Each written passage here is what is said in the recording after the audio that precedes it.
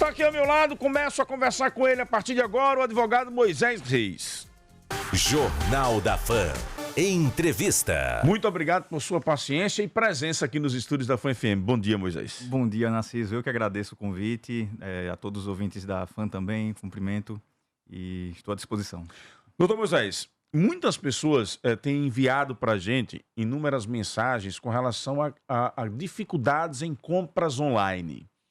Compra, não recebe, tem cartão clonado quando realiza algum tipo de compra. Que cuidados as pessoas precisam ter? Que orientações a gente pode dar ao consumidor nessa relação com compras online? Perfeitamente, Narciso. A gente tem observado, né, especialmente nos últimos anos, uma evolução muito grande nas relações de consumo, né? Hoje em dia as relações elas são muito mais dinâmicas e a gente acabou fazendo um movimento de se afastar mais dos estabelecimentos para fazer esse consumo do conforto dos seus próprios lares, muitas vezes, né? E isso, claro, traz os seus bônus, né? Porque é muito mais prático, muito mais cômodo, mas também atrai alguns ônus e alguns riscos adicionais nessas relações, né? Então, em relação a transações que são feitas fora, né, das lojas, dos estabelecimentos, e aqui eu faço uma ressalva importante, especialmente estabelecimentos bancários, né? Operações feitas com bancos. O consumidor ele tem que ter essa atenção mais redobrada, né? Inicialmente, né, uma orientação que inclusive a gente vê sendo veiculado até pelas próprias instituições financeiras, é que alguns dados sensíveis eles jamais devem ser passados pelo consumidor para terceiros, né? E os dados sensíveis, antigamente a gente só tinha a senha, né, que era pessoal, intransferível, mas hoje ela se apresenta de outras formas também. Código de SMS, né? Muitas vezes existe um chamado código de confirmação, que uma vez em mãos de pessoas com más intenções, pode acabar ocasionando o ingresso mesmo na conta da pessoa e possibilitar eventuais fraudes. Então, de fato, a gente está numa situação, numa dinâmica em que precisamos ter muito mais cautela, né, como consumidor, e a gente sabe que o consumidor é sempre mais frágil na relação, né? Então, esse sistema de proteção, ele precisa acompanhar esse dinamismo que a gente vê hoje em dia. Quando eu faço uma compra, tem várias plataformas aí de compra online, e meu cartão é clonado, a quem eu vou recorrer? Pronto. Inicialmente, né, sempre é recomendável que o consumidor ele conteste essa operação, né, junto à própria operadora de crédito, né, do cartão. A maioria dos aplicativos, né, ou até mesmo os portais, né, por telefone, eles têm um saque, um ramal específico para poder fazer esse tipo de contestação, né? É o primeiro passo, né, o consumidor dizer que não reconhece essa transação para depois, se possível, ser feito o estorno, o cancelamento imediato, né? Existe no direito do consumidor, né, atinente à questão da responsabilidade específica, o que a gente chama de inversão do ônus da prova, ou seja, a minha relação de consumo, ela é paralelamente com o estabelecimento, né, em que foi feita a determinada compra, mas também com a operadora de crédito. Então, quando eu sou fraudado, né, meu cartão é clonado, eu não sei especificamente, eu não tenho condições de saber especificamente em qual loja isso aconteceu. Então, por isso que a minha atenção inicial vai ser direcionada para essa operadora de crédito. E ela, né, que possui mais aparato tecnológico, ela tem todos os setores de tecnologia para identificar, inclusive, em que estabelecimento ou IP de quem fez essa transação, vai poder correr, né, atrás dos eventuais responsáveis. Mas a relação imediata, digamos assim, é com essa operadora de crédito, e aí é sempre bom registrar, né, ter os registros dos protocolos, né, qualquer tipo de reclamação. Eu sei que às vezes, né, o consumidor está nos seus afazeres diários e não tem tempo, né, mas é bom pegar um papelzinho e anotar o número do protocolo, porque isso pode ser muito útil eventualmente. Alertas de compras também é uma ferramenta que algumas operadoras de cartão disponibilizam, que é importante. Às vezes a gente paga uma taxa por isso, o consumidor fica chateado por isso, né? Gostaria de ter o serviço gratuito, por exemplo, mas é melhor você pagar uma pequena taxa e ficar protegido, receber sempre o alerta das suas compras, do que ser, digamos assim, surpreendido por uma fraude, né? Exatamente, Narciso. Às vezes existem alguns serviços adicionais, né, que são oferecidos que podem parecer um transtorno adicional, mas muitas vezes podem também evitar alguns transtornos muito mais consideráveis, né? Com relação a quem compra e não recebe. Pronto. Então, em relação à compra online, né, existe, né, todos os fornecedores de produtos e serviços, eles trabalham com esse prazo de entrega. Uma vez descumprido, né, na verdade, houve uma quebra contratual. Né, da mesma forma que a pessoa que compra, né, e promete a fazer pagamentos deixa de fazê-lo, está incorrendo em quebra contratual, o fornecedor que deixa de entregar efetivamente o produto também. Então, o primeiro passo, né, geralmente, esses portais, né, existem sites, aplicativos, né, são várias opções hoje, mas eles possuem um campo específico para você poder abrir esse chamado, né, essa reclamação.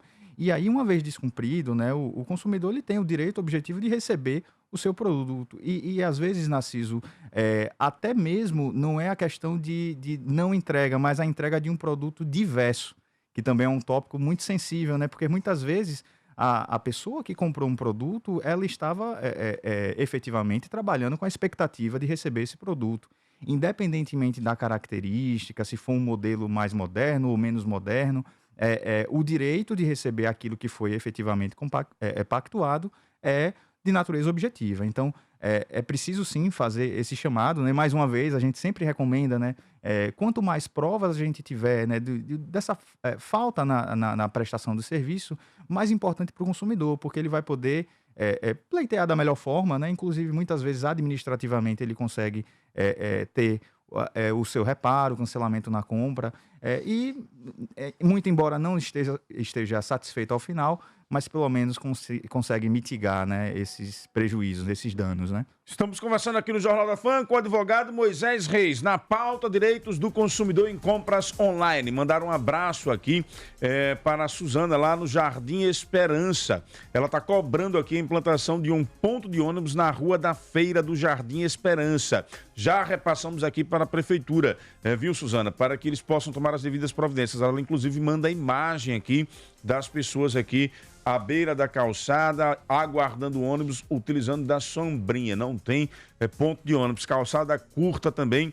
Vê aí o que a Prefeitura pode fazer com relação a esse sentido. E recebo de outro ouvinte também, o Adriano Fontes aqui, a reclamação de que a Unidade Básica de Saúde Amélia Leite, no bairro Suíça, está sem dentista. Produção, por favor, aí, averiguar com o Vitor Vieira, da Saúde, uma resposta aí para o Adriano Fontes no programa de amanhã. Quero uma resposta dessas duas demandas, SMTT e Saúde, aqui no Jornal da Fã. Doutor, eu tenho acompanhado, depois que essas pessoas vieram aqui no nosso WhatsApp reclamar, eu fui acompanhar um pouco os sites de reclamação. E a gente observa um volume cada vez maior das pessoas reclamando com relação a isso. Principalmente porque parte dessas plataformas não estão sediadas no Brasil, e sim fora do Brasil. Isso é uma problemática a mais para quem faz compras online? Bom, perfeitamente, Narciso. Existe, né, como você bem trouxe aqui, diversas empresas que atuam no âmbito nacional, só que dentro do e-commerce, né, o chamado e-commerce, que muitas vezes são intermediadas por plataformas que, por sua vez, efetuam a entrega desses referidos produtos. Para empresas que não possuem sede física, né, no país, né, a priori a gente pode se deparar com um contexto de dificuldade e até mesmo localização, né, para eventual responsabilização dessas empresas. Mas é sempre bom trazer para o nosso ouvinte, né, a informação de que a cadeia do consumo, ou seja, os desdobramentos, né, quem é que contratou quem subcontratou, quem é que trouxe uma intermediária, não é um ônus que deve ser trazido para o consumidor. Ou seja, de forma mais simples, né, se existe uma plataforma que disponibiliza produtos e esse produto efetivamente não foi entregue ou teve algum tipo de problemática que inviabilize o consumo, o consumidor ele tem o direito de buscar inicialmente essa plataforma com a qual ele contratou. Se um estabelecimento, e aí isso geralmente é uma problemática que a gente vê até mesmo em empresas que atuam no âmbito nacional, mas se eu faço a compra de um aparelho celular em um estabelecimento diverso, uma loja de departamentos, a loja de departamentos inicialmente diz que somente com o fabricante por sua vez diz que com a loja de departamentos.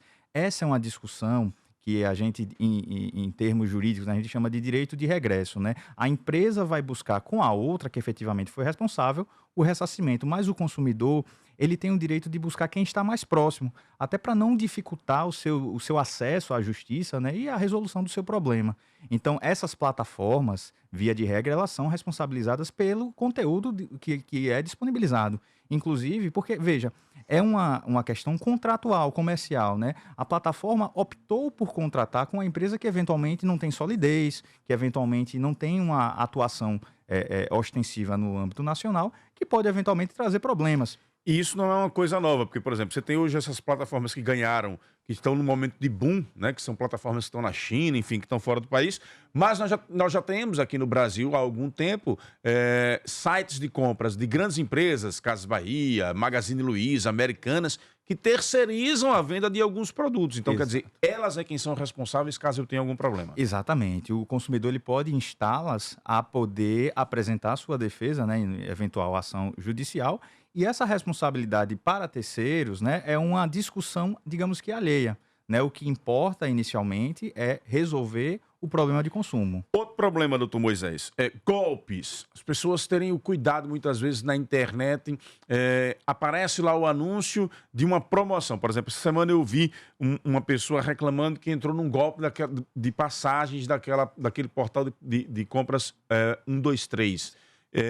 Recebeu o anúncio, entrou lá, viu uma passagem muito barata para o Rio de Janeiro, pensou em umas férias e uma folga com a família, comprou passagem para todo mundo e acabou levando um golpe. Nesse caso, como é que faz? Perfeitamente. E aí, Narciso, a gente entra numa situação de várias vertentes, né? Muitas vezes, esses anúncios fraudulentos, eles são hospedados em redes sociais, né? Então, até quando a gente está visualizando a linha do tempo, aparece uma propaganda, vez ou outra. E essa propaganda, muitas vezes, se faz passar por empresas sólidas, né, no ramo de hospedagem, de viagens, mas, na verdade, não o são. Então, hoje, inclusive, se discute muito mais vazamento de dados, né, com a LGPD de 2018, isso passou a ficar muito mais em voga. Então, existe tanto a utilização indevida, né, dos símbolos, da marca, de empresas realmente atuantes, quanto também existe o descuido de plataformas, né, que hospedam conteúdos sem o devido respaldo, né, sem a devida checagem. Então, realmente fragiliza muito o consumidor, né, que digamos que é a pessoa que menos tem condições de efetivamente saber, né, quem estão contratando. Na verdade, a aparência é que eles estão contratando a empresa séria, né, que atua realmente no ramo.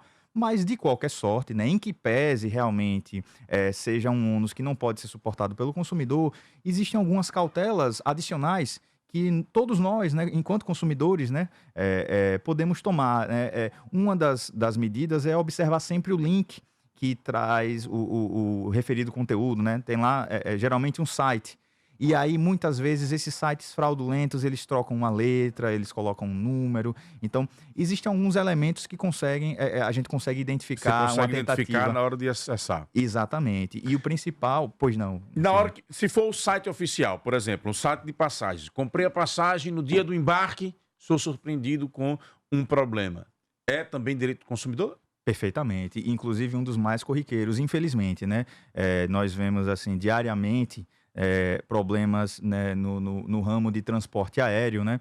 E existem situações e situações, né? É claro que há casos de cancelamento por motivos justificados, né? Um problema meteorológico que não poderia comportar realmente a decolagem. Mas existem outros casos, e o principal deles é o chamado overbooking, né? Que é quando a empresa vende mais do que ela pode. Ou seja, se eu tenho 50 assentos para poderem ser ocupados, eu vendo 60 para garantir. E aí, muitas vezes, né, pode-se trabalhar com aquela margem. Não, eu estou esperando um cancelamento de 10, então eu vendo 60 e os 10 que cancelam comportam o voo completo. Ou seja, maximiza a possibilidade de lucro, né, das empresas, mas inviabiliza para alguns deles, né, alguns consumidores, essa passagem. Então, é sim uma situação, né, regida pelo Código de Defesa do Consumidor e, mais uma vez, né, todos nós estamos, né, sujeitos a esse tipo de problema, e é bom sempre ter registros, né? Buscar as informações, quais são as justificativas, porque hoje, né, nós temos agências reguladoras, né? Então, a ANAC, por exemplo, ela disponibiliza muitos dados sobre os voos, né? Que horas o voo partiu, se ele partiu efetivamente, né? Porque as empresas elas costumam dizer, não, esse voo não teve como decolar. E posteriormente a gente verifica que decolou. Só que 10 passageiros ficaram de fora porque houve overbooking, né? Buscar sempre essas informações para poder depois acionar a justiça. Exatamente, verificar a resolução, né? Doutor Moisés, muito obrigado pelas suas orientações aqui no Jornal da Fã, pela sua participação. Vamos fazer mais vezes aí esse bate-papo, porque é sempre bom esclarecer as pessoas sobre os cuidados que elas precisam ter para não caírem em golpes, né? Muito obrigado, Narciso, equipe da Fã FM. Gostaria só de mandar um abraço para minha família, os meus amigos lá no Cândido Dortas, todo mundo sintonizado, então um abraço a todos e muito bom dia. Vamos marcar mais vezes, virará caminho de roça para você, viu? Excelente. Muito obrigado mesmo.